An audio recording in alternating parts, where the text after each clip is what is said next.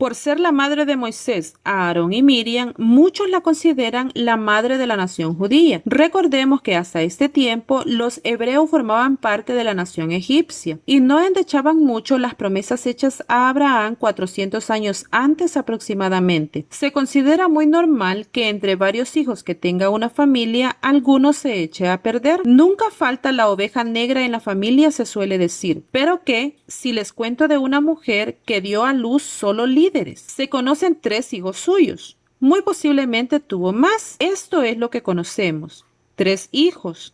Y los 3 fueron líderes espirituales, precursores y herramienta de Dios para hacer nacer una nación. Su nombre es Jocabed y significa Dios es glorioso o el Señor es gloria. Fue una mujer israelita de la tribu de Leví, nacida en Egipto, por el año 1500 a.C. aproximadamente. Su nombre lo encontramos en Éxodo 6:20 y número 26:59. Su historia y todo lo que hizo se encuentra en Éxodo 2:1 al 10. Ella, con su familia, su esposo Amram y sus hijos Miriam y Aarón, formaban parte de una nación que era oprimida por Faraón. Les esclavizaba, amargaba y maltrataba en gran manera, hasta tal punto de atentar contra su maternidad. Muy posiblemente los mandatos de Faraón hicieron que muchas mujeres pensaran varias veces el ser madre. En la actualidad, la injerencia gubernamental en la maternidad no es tan extrema como en aquellos días, pero en lo sutil está el peligro, y se nos dice que es muy importante que las mujeres se destaquen en todos los ámbitos antes que en la maternidad. Y muchas mujeres están decidiendo tanto el tener tan solo un hijo como mejor no tener ninguno. Y esto no por decisión propia,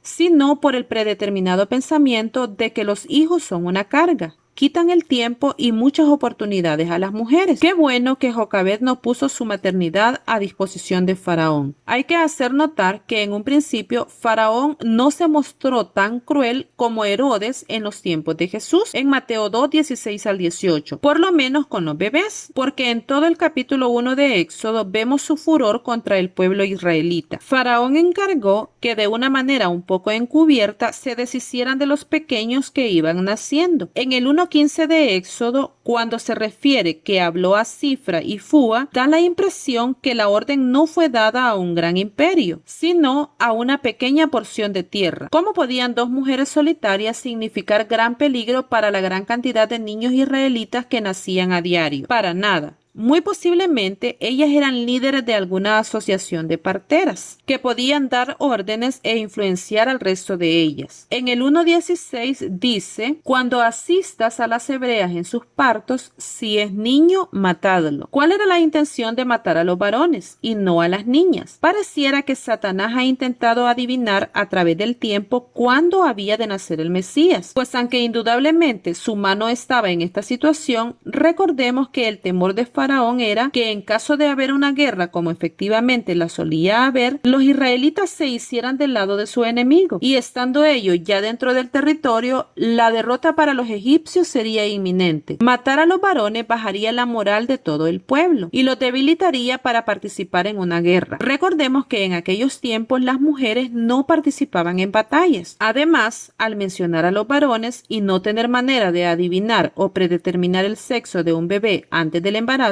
las mujeres optaron por la decisión de no tener hijos y así evitaban tanto el nacimiento de niñas como de varones. El control de la natalidad estaba prácticamente asegurado. Luego, en el 1:22, Faraón, molesto porque las parteras no cumplían sus órdenes, le da un giro a esta y manda que los varones fueran echados al río. Ahora no encargó solo a las parteras, sino a todo su pueblo, consiguiendo fomentar el odio entre las personas. Y no solo esto, sino que muy posiblemente al invitar a echar a los bebés al río, les instaba a pensar que podía tratarse de un sacrificio, que sería agradable a sus dioses, que ellos suponían que vivían en aquel río sagrado. Esto porque debemos fijarnos que no se declara en el texto un castigo para quienes desobedecieran aquella orden. Por tanto, entendemos que su obediencia se debía únicamente a que había sido dada por su supremo rey y debía ser obedecido, además de que con eso agradaban a sus dioses y alimentaban a los sagrados cocodrilos que habitaban aquel río. Interesante también notar que Jocabed cumplió con la orden de Faraón.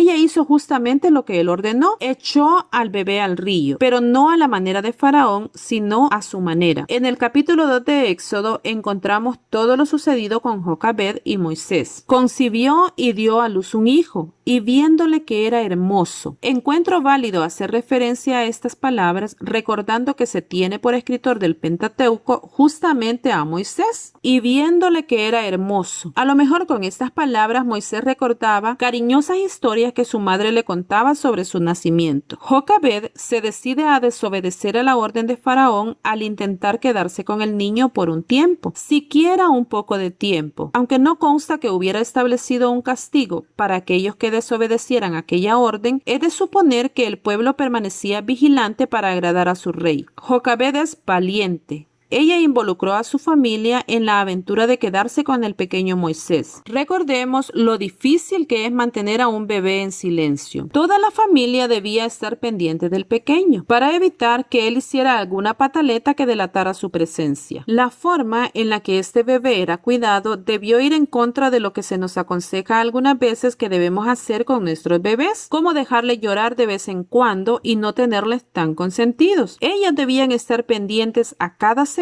para evitar su llanto. Y Jocabed pudo muy bien hacer partícipe de esta responsabilidad a su hija Miriam, quien estuvo con ella en cada paso hasta salvar a Moisés. El amor por los miembros de la familia debemos fomentarlo en todos, para que unos estén pendientes de los otros y dispuestos a ayudarse y salvarse cuando sea necesario. Este es un gran ejemplo de Jocabed. Ella también tomó decisiones con clara determinación, con confianza y seguridad plena en el Dios de Israel. Se lanzó a hacer algo que ninguna otra se atrevió a hacer, aunque como ella lo hizo, bien pudieron, pero prefirieron, aún con el dolor de su alma, permitir que sus hijos fueran muertos. También fue una mujer muy creativa. Nos dejó un gran legado. Hasta el día de hoy, las canastitas en que duermen los bebés cuando son muy pequeños reciben el nombre de Moisés. Ella hizo uso de sus manos y de los materiales que tenía a su disposición para poder hacer un salvavidas a su pequeño. Tomó una arquilla de juncos, pero no puso al bebé así nomás en ella, sino que se esmeró en hacerla funcional. La calafateó con asfalto y brea, haciéndola confortable e impermeable. A lo mejor Jocabed recordó la historia de Noé y el arca cuando estaba preparando la canastita para su bebé. Además, envió a su hija Miriam a que vigilara lo que sucedía con la canasta. Muy seguramente la intención no era dejar navegar la canasta hasta un lugar muy retirado. Imaginemos que Miriam en alguna manera movió el canasto para acercarlo al lugar en que estaba la hija de Faraón. Quizás se sabía del buen corazón de ella. Miriam muy astutamente puso el pensamiento en la mente de la hija de Faraón de quedarse con el niño. No bien la hija de Faraón lo vio, surgió ella diciéndole en el capítulo 2 versículo 7: ¿iré a llamarte una nodriza de las hebreas para que te críe este niño? Se lo pregunta asumiendo que la hija de Faraón ya había determinado quedarse con el niño. Estas palabras debieron ser como una estocada al corazón de la hija de Faraón. ¿Será que no le pareció raro a ella que muy cerca de este bebé hubiera una chica tan dispuesta a salvarlo? Me imagino que algo debió sospechar, pero tanto el bebé como la chica le parecieron tan adorables que no solo desobedeció ella también el mandato de su padre, teniendo la plena certeza que el bebé no podía pertenecer a nadie más que a los hebreos. Esto lo leemos en el versículo 6 del mismo capítulo, y dice la palabra casi mágica: tuvo compasión. De no haber sido movida a compasión y dulzura por la forma tan creativa en que intentaban salvar al niño y por el acompañamiento de Miriam, por su atrevimiento y astucia, la hija de Faraón no tuvo más que hacer bien con esta unida familia. Jocabed y su familia recibieron en premio a su astucia el poder quedarse con su adorado y bello bebé y hasta recibir un buen salario por ello. Esto lo leemos en el versículo 9. Ahora puede con toda propiedad disfrutar a su pequeño y mostrarlo ante el pueblo sin ningún temor. Algo muy importante de hacer notar es que Jocabed no fue una madre especial como las otras que hemos conocido en la Biblia, que eran estériles, recibieron promesas y dieron a luz hijos especiales producto de esos extraordinarios hechos. Moisés no fue un hijo prometido. Él fue una herramienta que Dios usó, que Jocabed se esforzó por hacerle quedar en este mundo, por darle una oportunidad, aún yendo en contra de la ley, y recibió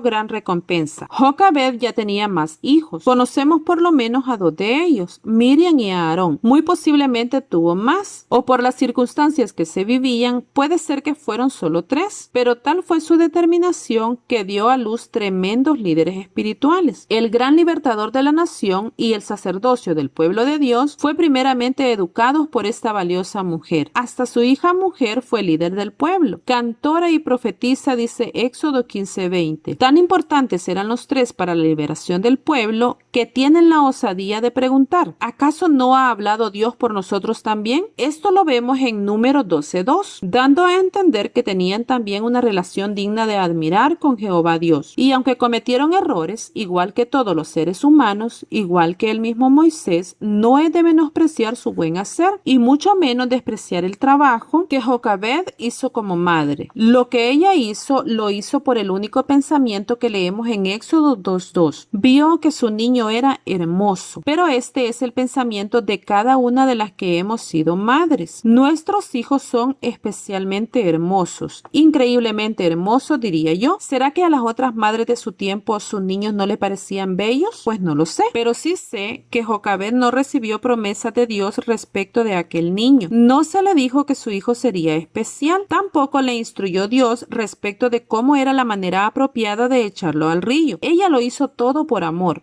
Únicamente por ese amor de madre que nos hace muchas veces hacer cosas increíbles. Les inculcó a sus hijos un temor a Dios sin promesas extraordinarias, porque recordemos que los hebreos habían llegado a Egipto para quedarse. Ya no anhelaban la tierra de la que Jacob había llegado en el tiempo de la hambruna de la que los salvó José. Ellos no veían especialmente propia la promesa hecha a Abraham cuando salió de Ur de los Caldeos. Egipto era su tierra, aunque se entiende que debía haber diferencias muy notorias entre ellos y los egipcios, y estos lo veían con recelo. Es posible que los israelitas se pudieran mantener separados como nación debido a que en Egipto existía una separación racial que impedía los matrimonios mixtos. Esto permitió en gran manera mantener la pureza del pueblo hebreo, aunque este hecho debe verse con ojos especialmente cuidadosos al recordar que José fue casado con una mujer egipcia. Pero esto no era la generalidad. La separación es notoria al notar el temor de los egipcios de que los israelitas pudieran hacer guerra contra ellos. La determinación de Jocabed salvó y liberó a una nación. Prácticamente ella la formó. Su acción fue reconocida hasta los tiempos del Nuevo Testamento en Hebreos 11:23 y por supuesto hasta nuestros días. Para finalizar, aprendamos de Jocabed cómo en tiempos desalentadores de opresión y sin esperanza se puede demostrar una fe creativa, una fe que ponga manos a la obra. Ella no fue llevada a la angustia pese a vivir circunstancias adversas y se permitió tener paz en el cuidado de un tierno bebé al tener que mantenerlo encerrado. Ella tampoco entró en pánico al suponer que el niño iba a romper en llanto desesperadamente o que algún vecino iba a notar la presencia del pequeño y podía afectar a toda la familia. Seamos como Jocabed, podemos ser creativas con poco y sacar a flote situaciones difíciles, no olvidando ser astutas. Planificar y organizar los movimientos a seguir y por supuesto debemos involucrar a todos los miembros de la familia para que ésta pueda triunfar. Comprendamos que la maternidad es un don divino y que así Dios no nos hable personalmente y nos haga promesas especiales para cada uno de nuestros hijos, estos pueden ser poderosas herramientas en sus manos. Bendiciones para sus vidas.